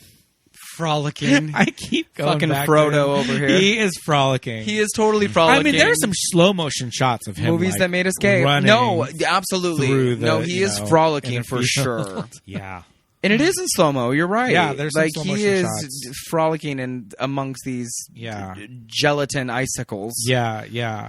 So Kevin Kline's just kind of like passed out in the bathroom. You know, he's gonna sleep it off for a few hours and then drive home. Yeah. Sigourney Weaver's like getting plowed. I mean, Joan Allen, by the young buck. I mean, just had a not so great. No. Oh yeah, she just had the two pump chump situation. Yeah. And then they drive off into like a ditch. Oh, it's so. And what did he say? He said that was terrible. That was awful. Yeah. After he finishes, it's literally like, 15 awful. seconds. I'm sorry. That was awful. I'm so sorry. You just sort of see all of these characters at their most low point. Yeah. Very vulnerable. Yeah. Actually, I shouldn't say like Elijah Wood, Mikey. Because like Mike, he's living it Mike up. is kind of like living his best life. Yeah. He's like, at his like happiest. Yeah, he's at his probably the his highest point. In the film. Yeah, and Christina Ricci and Sandy are just like they're doing all right. You know, they're taking swigs of vodka, exploring their bodies, talking about nocturnal emissions. I mean, all they really do is just lay down. You know, we don't necessarily know if they've had sex. Yeah, so. I think it's wild. I don't want to believe that. I think it's wild when like just straight friends of mine have told me like the young age having that they sex at, like, lost 13. their virginity. And you're like, I'm just crazy. like, God. what? Yeah, I don't want. Definitely not. What I was doing at this time. I don't want to believe. I love the idea of them just nuzzling up to each other and just. I love the idea of her just wanting to be close to someone and finding that in the little 11-year-old boy next door. Totally. I really love that. That's what I think happened. And he just passes out. I think she's like plowing him full of like vodka. So I think he's just like, all right, and I'm passed out. And then when he kisses her and says, "I love you," and then she says, "That's nice," and then that's it. Oh, it's the most innocent exchange in the whole movie. Yeah, I still find the scene where Elijah gets electrocuted so shocking when you see it. Yeah. Oh, his oh no. Yeah. When he says oh no. Yeah. Like he doesn't even have time to react. Yeah, that's the thing. He doesn't have any time to react because he's just can't even stand up. He's sitting on the guardrail, and the electrical, wire just like slams her. There's something really ghastly too about when he hits the ground face first and then just starts skidding. Slides. Yep. I just. You don't really see his face much after that, but I always wonder what his face looks like after that. I mean, there's not a lot of scenes like that in movies of like dead kids. Yeah. And it's not like it doesn't build up to it. Well, it does build up to it, but it's not one of those things like you said. It's a dead kid, and a lot of times in movies like that, it's like you kind of maybe know that's coming, or that's like the entire plot is about that. And this is just like Oh, wow. And very beautiful just shot. sort of Yeah. how Oh, it's definitely. filmed and directed and edited, that it never leans into being too melodramatic. Yeah. Too. Yeah. Like it underplays all of it, too. Yeah. Which makes it even more sad. Yeah, Kevin Yeah. Kline just finds him on the side of the road. He's like trying to drive home. And comes across the orange parka in the darkness. Yeah. And he like lifts him up like a child and drives him back to the house. And it's like Oh, it's heartbreaking. totally sad. It's really heartbreaking. Yeah. And this entire time, Toby has been stuck on a train. On the train, On yeah. the tracks because the tracks are frozen. He just made it out of Manhattan in time to catch the last train, back into. Back Oh, to he's got it Connecticut. worse out of everybody being stuck on that fucking train. Poor guy. Man, I would go crazy if I was stuck on a train, just in New York. in a storm. Just like, oh my god. Freezing temperatures. Yeah. Crazy people Yeah. on a train in New York. Holy hell. Yeah. And so it all kind of ends up at this house because And Christina Ricci's there. she's already there. They got to take. He's got to take Elijah Wood back. I love the like- look that Joan Allen gives Christina Ricci when she finds her in the says, bed. Like, Get dressed. Yeah. get dressed, we're going. That she kind of wants to say something, but she knows, who am I to talk? Like Who are any of them to talk? what I've been up to the past few hours. Like, get dressed. We're Yeah. leaving. That's the best part about the parents in this movie is that they can't really lecture any of the children. Exactly, When they yeah. catch them doing anything like minimally wrong, they really can't say anything Yeah. because they're doing all of that, but also worse. Yeah. Well, that's my question when, after Kevin Kline catches them the first time and he's just like, he takes her out of the house, but then when on their walk home, when he's just like, I'm not mad at you. Yeah, I mentioned that Yeah, and you before. mentioned it before. And he said, I really just kind of think that he's a loser. He doesn't like the kid. Or do you think he's just trying to be a cool dad? Maybe a little bit of both. That's what I was like, not kind of or not kind of clear on. And even Christina Ricci says Dad's going through his whole up with people thing. I think he's more mad that the kid's mom abandoned him at their house. Yeah, also that too. That he's just like, ugh, this family. Yeah, like it could have been any other kid, and he probably wouldn't have even cared all that much because he's a drunk. Oh man, but Kevin Kline is so charming. Oh, he's so hot. That's the thing. It's just like I don't feel like he's not like I don't feel like he's such a bad character just because he's just charming the pants off me. Yeah. the whole time. The whole So I'm time. like, is he supposed to be a bad dad? I mean, there's something a little more successful about his characterization than something like Kevin Spacey as Lester Burnham, too. Oh, Lester That Burnham's it never disgusting. it never gets too preachy or like classic midlife crisis. You're right. Like, yeah, And I think that's the thing about Lester Burnham is that he's very midlife crisis-y. Yeah. And this character, Kevin Kline's character, is just not. Like Yeah. he's just a dad, like a dad just going going it. Like Just he's kinda like just a going. dummy. yeah, like he never Yeah, it never just an turns into a adorable cliche doofus. of Yeah. a man. That's of a man that's trying what to, Lester like- is cliched. It's Yeah. very like His midlife wife crisis really 101. hates him. Yeah. Like Annette Bening is just so good in that movie. I mean, that's So what's great. interesting So about great. re-examining American Beauty now, that it's almost a stronger movie if you go at it thinking Lester is full of shit and look at this woman that spent her whole life trying to become the American ideal, and she's got to this point where I felt terrible it's for all her. just Idiot falling husband. apart around her. I watch American Beauty. Yeah. Like I probably watched it about a year ago, and the whole time I just felt terrible for Annette Bening. Yeah. the whole time Yeah. I was just like, God damn, this poor woman. Like Yeah. I could give a shit about Kevin Spacey. Yeah, totally. Like I really like. It's not like even like in retrospect. Like I don't even think it's his film. Like I really think that Yeah. I feel so bad about everybody else but Kevin Spacey. Sure. I just feel like he's a pedophile. I feel like he is just like I don't care what he's going through Yeah. at all. And like, kind of how American Beauty ends, that it just sort of wraps itself up with this nice bow of like this very like reflective, beyond the grave speech is like, all you need to do is look around you and see how beautiful the world is. And then you get an ending like the ice storm. Yeah. That you sort of leave all of these tragic characters in this moment grieving over this dead child. Exactly. And if you look at when Kevin Kline turns back and looks at Tobey Maguire in that instance, Tobey Maguire looks a lot like Elijah Wood. Yeah. They like have a very similar yeah. feature-esque, like just the way they look. And so like I feel like he looks at him and like kind of just sees Elijah Wood in that moment. Mm-hmm. And just sort of this tragic event has bonded this family. Sure. Too. That kind of like the Fantastic Four. Yes. They're kind of emerging Absolutely. out of all of this as these versions of these superheroes, too. For sure. You see them Now sort they're of stronger. reunited. Yeah. I do want to mention about where this movie leaves Sigourney Weaver. That I think it's very interesting and restrained that you don't get the big Her reaction shot Yeah. of her discovering her dead son. Yeah. I think That it's I think that genius. Ang Lee is smart enough to know that I'm not going to give you that. Yeah. I'm going to give you this Do very we deserve sad it? Yeah. Does she close deserve up. it? Yeah. Yeah. You're right. I'm going to give you this very sad close up of her and those big eyes. hearing Yeah. her husband crying too. Yeah.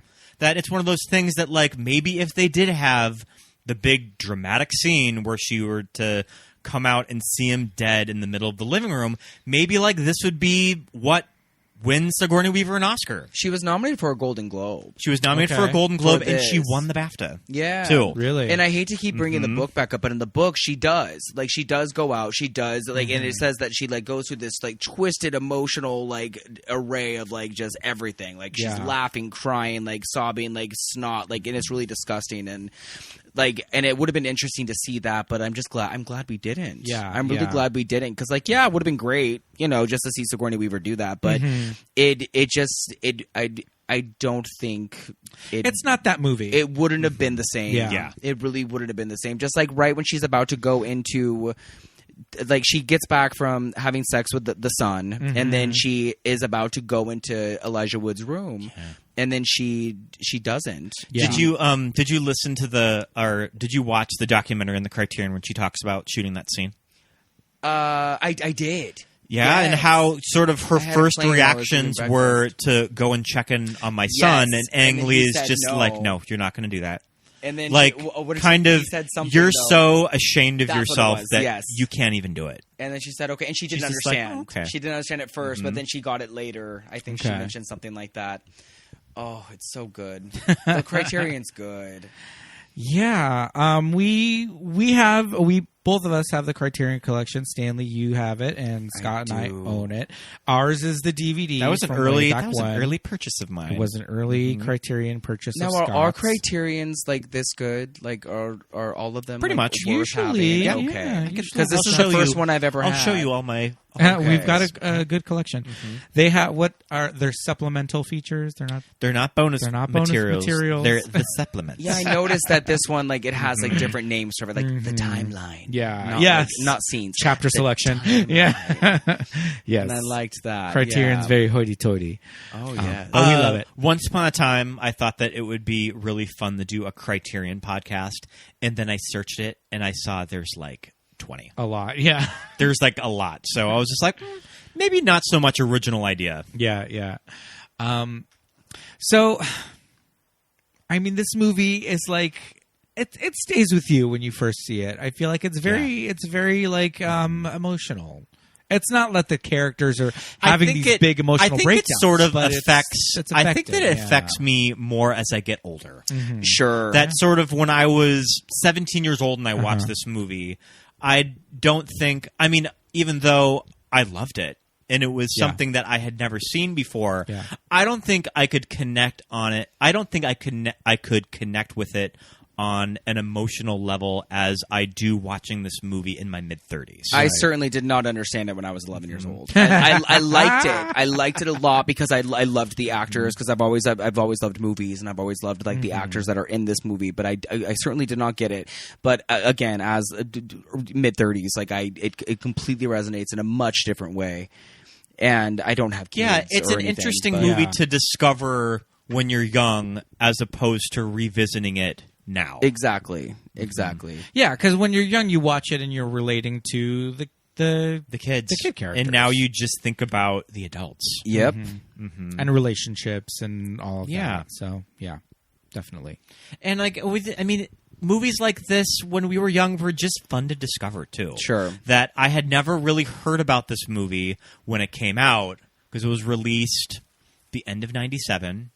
Around the time Titanic came out. I was like obsessed with Titanic around the time this movie came out. I love Titanic. I mean, kind of around. I mean, maybe the reason why a movie like this got overlooked was like the wild success of a movie like Titanic. Yeah. Scream Or 2. even like LA Confidential. Like all of Yes, these yeah. movies that just sort of overshadowed it at the Yeah, time. Sure. Yeah. And Scream 2. Scream 2. Yeah. Absolutely. With Laurie Metcalf. Yeah. You could almost see Laurie Metcalf playing the Allison Janney role. Oh, it would have been great. It would have been great. I would have And loved that. Jackie. That would have been Yeah, terrific. that would have been really good. But yeah, just sort of tracking this movie down after reading some little blurbs about it and watching it. Yeah. I think to me, what initially brings me into a movie like this is the period Yeah, and the style of the movie and the fact that it is so successful in transporting you to this kind of moment in time. That's what I really loved about it initially. And then just seeing these like great performances by amazing women. All of the them. women especially. Yeah, the like the women in men, this sure. movie. Like Kevin Kline is always good, no matter Yeah. what. Have you guys ever seen a movie called The Anniversary Party? Yes. Yeah. Do you like it? Yeah. Oh, I love It's it. good, but it's dated in that way that independent movies are dated Okay. when they were made in the early 2000s. Okay, Yeah. touche. Yeah. I really like yeah. Kevin Kline in that one. I Yeah. like him a lot. in I that mean, movie. you see Gwyneth Paltrow play herself. you She really brings do. she brings drugs to the party. You really do. Yep. I just haven't met a lot of people who have seen that movie, so it's just funny to. Yeah. And that's another movie that was like the cool independent movie when I was young Yeah. that I had to track down. Yeah, Because I had same just here. read something in Premiere Magazine about it. But that's like another and it movie just sounded interesting. that people who, if they haven't seen it, you're like, oh, watch that. Same with The Yeah. Ice Storm. A lot of people haven't seen it. Like my boyfriend, he had never seen it until last Thanksgiving, and I was like, Oh, you have okay. to watch this movie. Yeah. And then he watched it, and he was like, wow. Like, Yeah. I'm surprised I've never seen this. And I'm like, nobody else has either. Like a lot of people really have not seen this movie, and I just wish more people have. Yeah, definitely. But yeah, I think Kevin Kline, I mean, we talked about him in Soap Dish. Kevin Kline can just So good. can still get it. Yeah. He's so hot. He's so hot. He's so hot. I love him in French Kiss. But also very unassuming. You feel like he's he's kind of attainable. I don't know. Something about him. You're just like, oh, I just love him.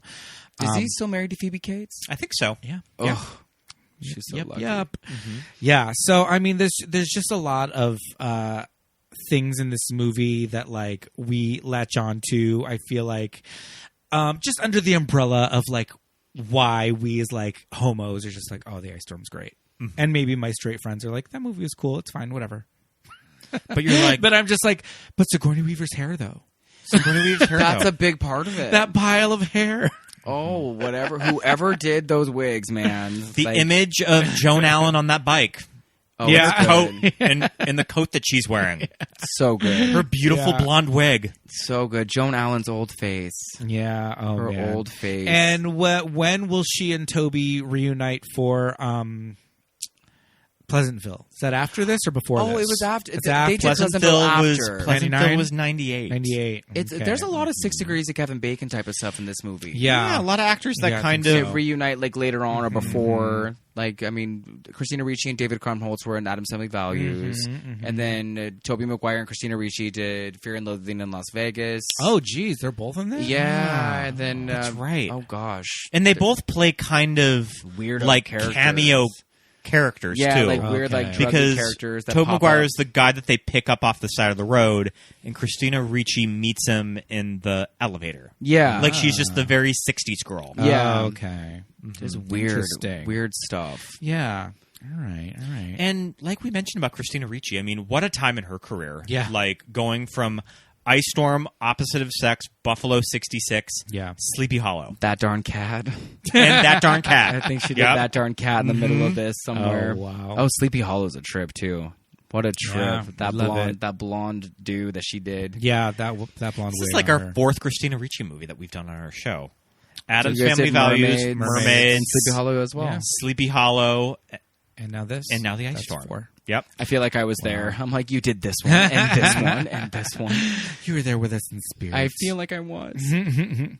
Well, I mean, does anybody have any closing remarks? I think it's almost time to wrap it up on Ice Storm. I mean, this movie's incredible. It's one of my favorite movies of the 90s. Yeah. I will second that. And Roger Ebert said the same thing, I think. And so did Gene Siskel, and I don't agree with them on anything ever for the most part, and that is something I will agree with them on. It's just very, like you had said, it captures the time, like a time that I did not live in, that I wish I did live in. Yeah. The sets, the locations, the characterizations, the cast, everything about this movie is really good. It's definitely in my top. I will say top 15 movies of all time. Sure. It really is. And I revisit it a lot more than I should for such a bleak, I'm going to say dark little movie. It's a dark movie. Yeah, it's a little bit of a downer, but and it's not something that a lot of people have seen, and they really should. Yeah, we definitely recommend seeking this one out if you haven't watched it. It's not streaming on any services for free right now. You're going to have to rent it. But, it's a $4 rental. Yeah. It's definitely worth it. And it's $19.99 for this Criterion. Heyo. Just a heads up. Go pick one up. Hard Plug copy. it. We love physical media. I do, absolutely do. Yeah. But Big on it. This has been a lot of fun. Thank you so guys. much. Thank you so much for having me. This was Yeah. a great time. Yeah, this was a definitely. great time. Bring me back. We will definitely bring you back on. Yes. We'll have you on for something in the future. I know that you are such a huge movie fan, and you write your own movie reviews. I do. Oh gosh. Do you want to plug that? I will. I write horror movie reviews on an Instagram called Stanny Boy Reviews. That's at Stanny Boy Reviews or hashtag Stanny Boy Reviews. And that's it. Yeah. Quick Come up. It. Top 5 horror movies. Top 5 horror movies. What are your favorites? God, I hate to be cliche. Pet Sematary, the original. Scream 1. And then I'm going to say A Nightmare on Elm Street, Halloween, and the Texas Chainsaw Massacre. Okay. Love it. Yeah. Love it. Awesome. Yeah. And I do like Ginger Snaps as well. I'll throw that one in there as well. Love Ooh, Ginger we need to Snaps. get to Ginger Snaps Yeah. on this Ginger show. I Snaps. love Ginger Snaps. Maybe that will be Part next one. October. Oh, man. Oh, it's That'll be- good. That'll be fun. The first one. The first one. Of course. I just watched the beginning and it was fucking terrible. But the first one is Which great. Ginger Snaps movie did they travel back in time? That or was the something? beginning. The beginning. The okay. beginning, and Sure. it's nobody has to watch it. I promise you, it was just not great. Oh, it was my not great. The main girls are great, but whatever. The story is just not there. All right. But, Well, yeah, we'll definitely have you on again for something in the future. Yeah, this was guys. a lot of fun. This was great for as fun as the ice storm can be. Yeah, exactly. Yeah, I mean, a movie about that ends with electrocuted children. An electrocuted Elijah Wood. Essential Thanksgiving viewing. Exactly. Yeah, exactly. We like holiday fun. Yeah, for holiday sure. fun for sure. Well, have Oh, a happy man. Thanksgiving, you guys. You too. Thank you so much. All right, man. We'll see you next time. Yeah, movies that made us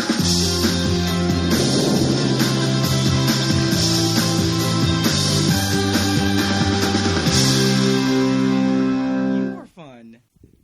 And thank you so much for listening, everybody. Thanks so much. Once again, another great episode. We're going into December. Yes, indeed. I have our entire December lineup until 2022 Wow. planned. can't We're believe it's getting to gonna a be lot of great 2022. movies to wrap up this year with. Well, that's going to be a lot of fun. So check that out, everybody. Thank you so much for listening. And I think it is about that time. Patreon shout-outs. Patreon shout-outs. Where are you? Oh. There it is. Yes, indeed. We would like to say a big old thank you to our awesome patrons, including Alberto, Esperanza, Nicole, Susan, Barry, JJ, Leighton, Shelby, Michael, Charlie, Heather, Paul, Jamie, Drew, Jimmy, Genevieve, Don, Josh, Emma, Millie, Aaron, Melinda, Jim, Jessica, Nick, and Shannon, Christine, and Rufino. Thank you for being a friend. Thanks so much. Everybody. Head over to patreon.com/movies that made us gay for some fun and exciting new content like commentary tracks, newsletters, behind the scenes photos, postcards, all that great stuff. It's like I said, patreon.com/movies that made us gay. Check it out. There's multiple tiers, multiple options, and we'd love it if you could help out. And thank you so much, everybody, for contributing. It helps us so much every month just to keep this show up and running for you, our wonderful listeners. We would also love it if you would rate and review our show on Apple Podcasts. Give us 5 stars. Smash those stars to the right. Indeed. Please do that. And write us a review. If you write us a review, we'll read it on the show. We love reading reviews on the show, especially if they're good ones. So go over and do that on Apple Podcasts. And we would love it if you'd follow us on any and all the social media platforms, Instagram and Facebook. We are at Movies That Made Us Gay. And on Twitter at MTMUGPod. Yes, indeed. You can follow us personally. My name is Pete. I am at Peter Lasagna on Instagram and Twitter. I am Oscar Scott on Twitter and Scott Youngballer on Instagram. And follow me on Letterboxd. Yes, indeed. Go ahead and follow us anywhere you like. Thank you so much. Until next time, everybody, we'll see you very, very soon. Happy Thanksgiving, and we'll see you next week. Bye. Bye.